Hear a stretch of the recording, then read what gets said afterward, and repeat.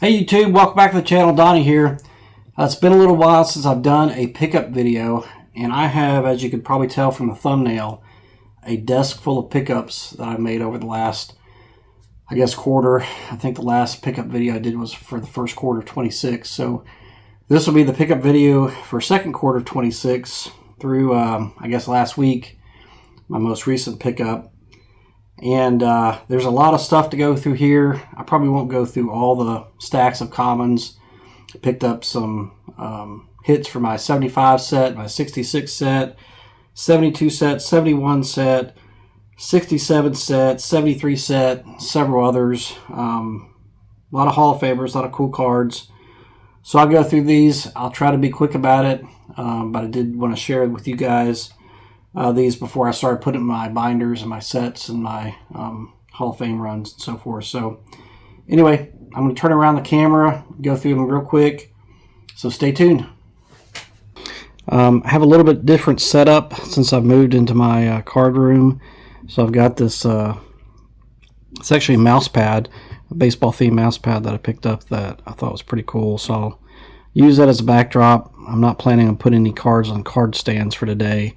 We'll see how this goes and kind of adjust from there. And I do apologize if you've seen any of these. I don't think I've showed them to the YouTube community, but there's always that chance, so just bear with me. But the first couple up are some Nolan Ryan cards from the, 1996 that I pretty much just started collecting only vintage in the mid-90s when I was in college. So I didn't buy hardly anything new back then, but I did come across these at a card shop. They're actually Advil Nolan Ryan cards, so I thought those were kind of neat. I'm a Nolan Ryan fan, so picked those up. They were less than $1, I think. So those are the first ones, and these are going to kind of go in descending order from newest back to oldest. The next one is from, I think, 1990. And it's one of the collectabooks. This one's Roberto Clemente. I found this at it was an estate sale. They had a bunch of just random cards, including some vintage, but mostly modern stuff. A lot of basketball and football and a few baseball.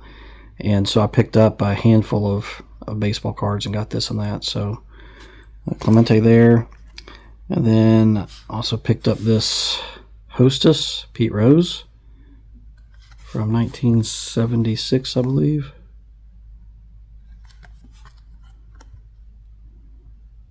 So pretty sweet card there.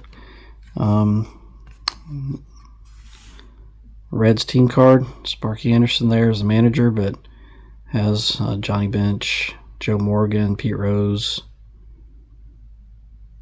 some other stars on there.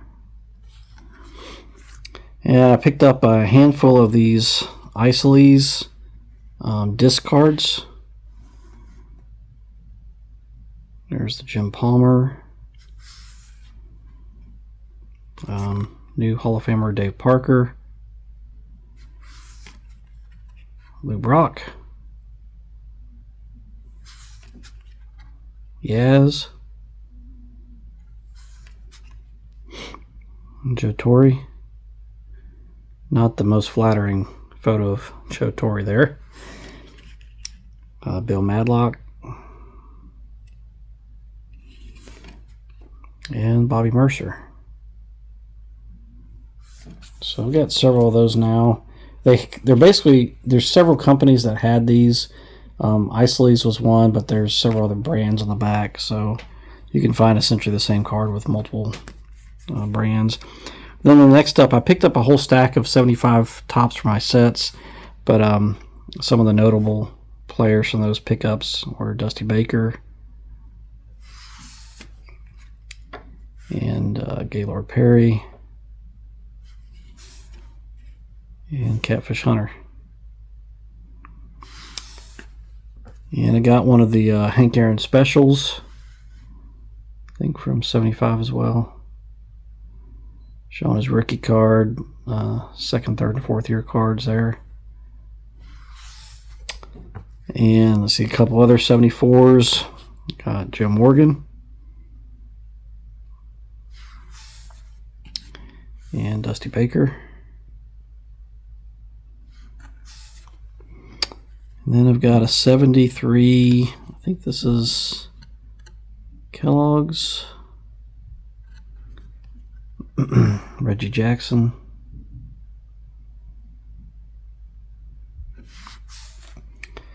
And then 72, I again picked up a pretty good stack of 72s. Some of those were from that estate sale, some were from a card shop, but did pick up Phil Necro, got a Hoyt Wilhelm, a couple other Hall of Famers, and a stack of other cards I needed for the set. And then 71, kind of the same thing. I picked up a pretty good stack of those for the set, but some of the more notable players were Gaylord Perry, this RBI leaders, Johnny Bench, Tony Perez, and Billy Williams, so 3 Hall of Famers. And then Willie McCovey. And then at that estate sale, one of the cards that kind of caught my eye, it's not in great shape, but it's still a notable not a Hall of Fame, but possible Hall of Fame rookie card, Vita Blue, 1970 Topps. So I picked that up. I paid, I think, $5 for this pretty good sized stack of cards, so this is probably less than a nickel. And then a couple of these 1970 booklet cards, Reggie Jackson and Ernie Banks. I think I picked those up at a card shop for maybe $5 each, something like that. Now let's see, 1967 Ken Boyer, pretty nice shape. I think that's some wax there on the front that I can get off, a little bit of rubbing. And then 68 Jim Fregosi. This one does have a crease over here, but it'll be a placeholder in my set until I get a better one. And then 1963 Al Kaline.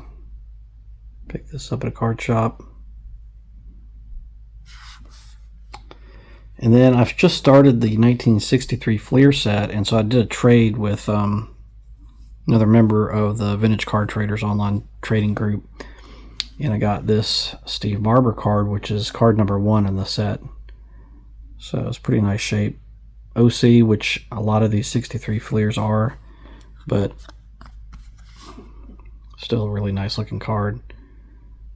So as soon as I get my 60 top set done, or at least to where I'm just down to a couple Hall of Famer cards, I'll probably tackle this one pretty heavy, because I think it's 66 cards in the set, so very doable. I think there's Clemente, Koufax, Mays, maybe a few other good name Hall of Famers in there that are a little bit more pricey, but most of the cards are pretty affordable. Then speaking of notable Hall of Famers, picked up these two from local card shop. First is a 1962 Post. So has all the border there. So I thought that was pretty good. I think it's like 15 or 20 bucks for that card. And then the second one was same player, same year, but this is a Jello, which are quite a bit more rare than the Post serial ones.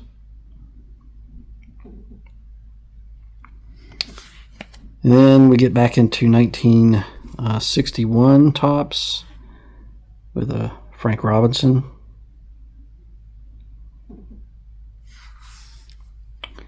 And a Jim Gilliam. And I've started working on the MVP subset from that year. So here's the Roger Maris.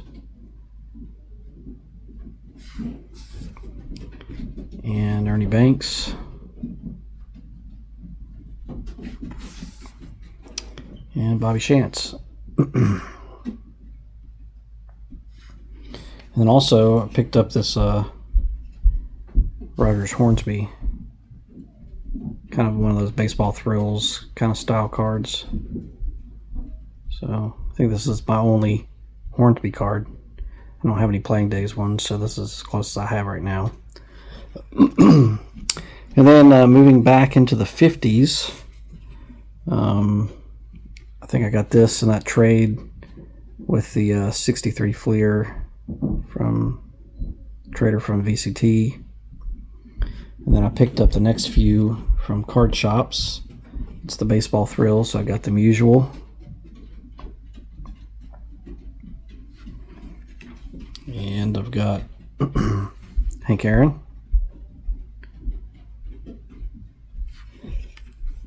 And I picked up the Willie Mays. So there's 3 or 4 more I think I need from the subset, but that's another thing I like to do. Pick out these kind of subsets. So go after those from the years first.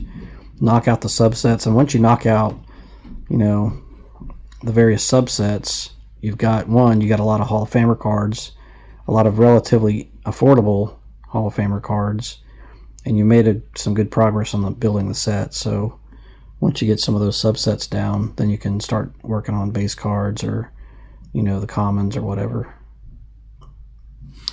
So that's the Willie Mays Thrills. And now moving back into earlier 1950s, picked up a couple of, or a few, I would say, early 50s Bowman's cards. First is 52 Bowman Andy Pafko. I think I picked this up at a card shop on my way back from Eglin Air Force Base after a work trip. There's a antique mall that had several booths with cards in them, but one in particular was pretty good and had some vintage stuff, and so I picked this up. I don't know, it was like $6, $8, something like that. And then most recently I got this in the mail. I bought this from Net54 from a seller for $7. Mickey Vernon, my dad's favorite player. I didn't have this Mickey Vernon yet. I had the 51 and the 50 Bowman Mickey Vernons, and I think I have the 54 Bowman and the 55 Bowman as well, but I didn't have the 52, so pick this up. It's really nice shape. A little bit of a wax stain on the back, a little bit of a corner bend down here, but presents really well, and I like the image on it. Kind of a unique pose, so got that. Then back to 51 Bowman. Picked up Lou Brizzi, I think again from that antique mall. And Art Houdeman. Pretty nice condition card. No wax on the back of that one. And then 1950, let's see, I got a Spec Shea.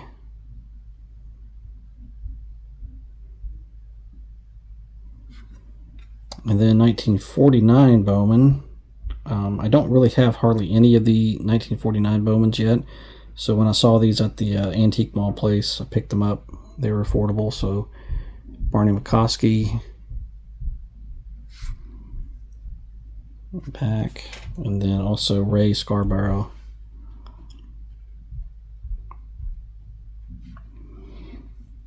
And then at that same antique mall place, I ran into this. I think it's like $25, I think. It's 1940 play ball of Hall of Famer Travis Stonewall Jackson. So I didn't have any 40 play balls yet in my collection. So I picked this up, get a Hall of Famer that I didn't have a copy of in my collection, as well as a set that I didn't have. An example was pretty cool for $25. So some obvious toning from age on it, but other than that, it's pretty good shape. So that will go in the display case here shortly. Another card shop pickup. This was in Columbia, at Columbia Collectibles up in Columbia, Tennessee. One of the owners of the store had pulled this from a pack. It's a buyback of a 1933 Gaudi Warren Ogden. I think it was $25. So there's a little bit of a crease here. Probably wouldn't have normally paid $25 for this card, but it was one of the very few pre-war cards in the shop at the time, and so I thought I would get it. And here's the little buyback card that came with it in the pack.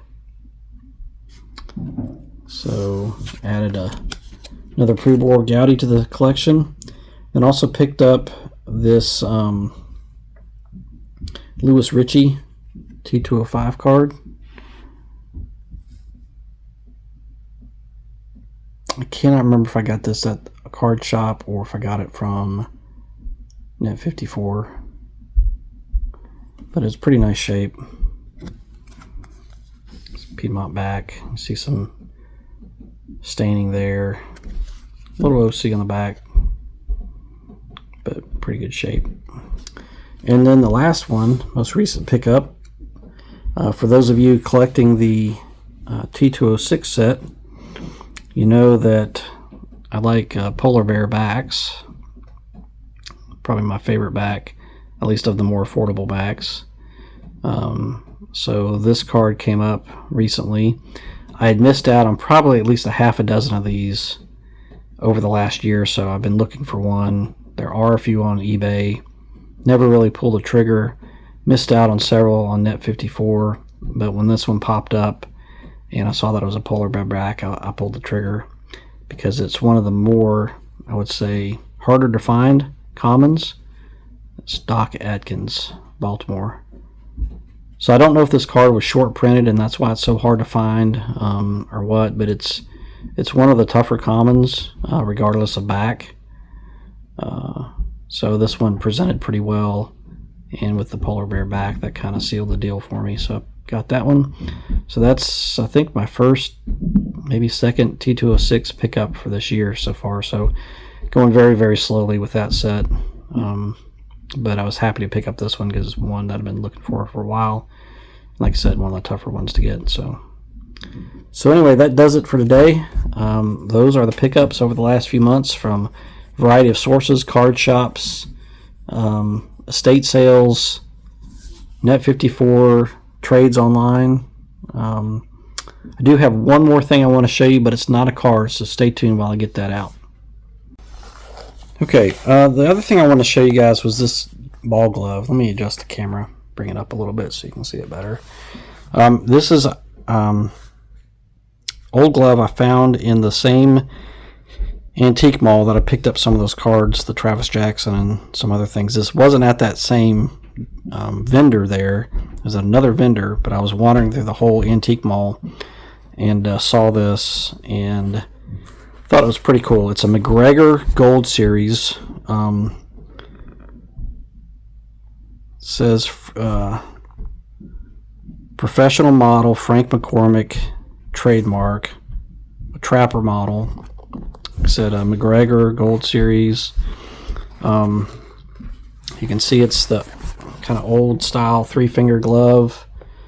It's for a left-handed thrower. It fits like this on my right hand. I'm normally a right-handed thrower, but anyway, I thought that was pretty neat. It was $18 at the antique mall, and it was in pretty good shape. All the lacing and everything is there. You know, it was obviously used, but pretty good condition for as old as it is. I think it's a 1940s, 1950s era. I did some research on it, but I forgot what that research told me. But anyway, so I got now 2 gloves. The one that you guys have seen in the past,